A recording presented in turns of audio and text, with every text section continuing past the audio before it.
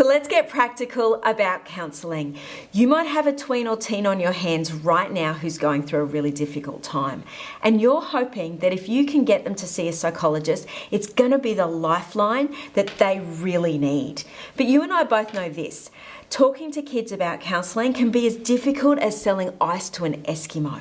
In this video, I'm going to share a few really practical ways to talk to kids about counselling. I'm going to give you that actual script that you might like to try with your young one. But every child is different, so I'm going to include a link below with a lot more ideas so you can tailor-make this conversation to suit your family.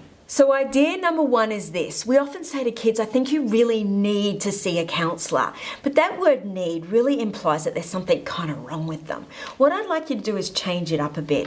When I talk to young people, I say to them this: I wouldn't want anyone to go through what you're going through alone.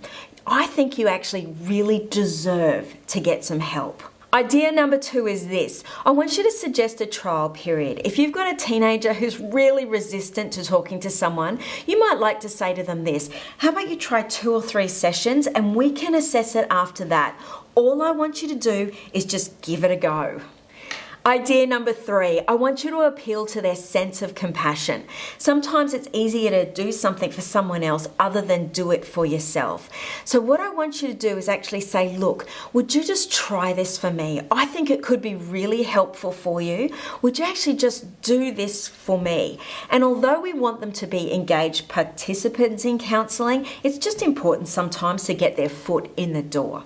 Although choosing the right strategy at the right time is going to give you maximum results, I want you to understand that there's a possibility that seeing a psychologist is not the only option that's going to work for your young person at the moment. If you're hitting a dead end and a young person is consistently telling you no, what I want you to do is this.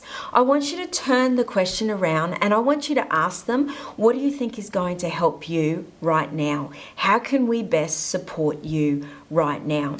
And I want you to make sure that they choose one thing that's actually going to help keep their foot going forward in life.